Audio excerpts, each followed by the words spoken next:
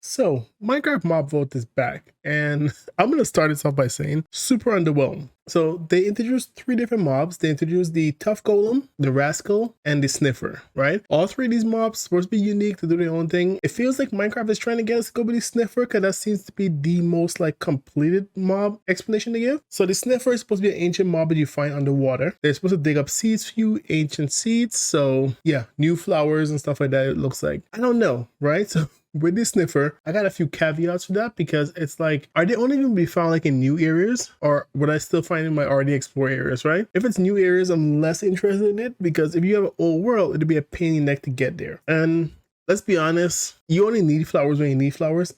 It's rarely do you ever need them. Most people only use flower for dyeing, a few decorations. So I don't really think that's the most interesting part, unless there's some hidden meaning or hidden agenda to the flowers that they haven't told us about. So for example, like how you have wither rose that gives you withering. So if the flowers have like healing or some kind of buff effect, then I'm a little more likely to be more open to the idea. The next one is the Rascal, which is a mob that you find underground. And if you find it 3 times, it gives you a tool.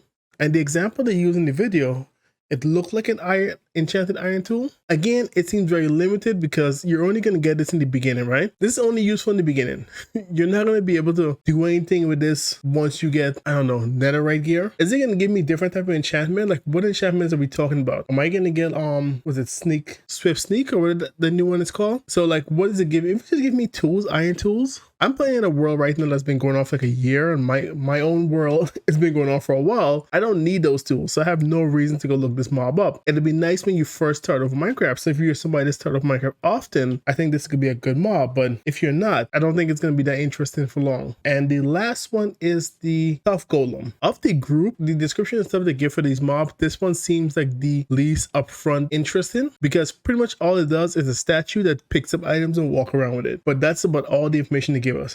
And I think you could create it. I don't know. I didn't see the video, didn't say anything about you creating it, but that's about it for this mob, is that it picks things up and it walks around with it. So yeah, there's not much to do with these 3 mobs. One of them will give you flowers, one will give you enchanted items, and the other one will just pick up things and move with it. Like I said, all 3 are very underwhelming.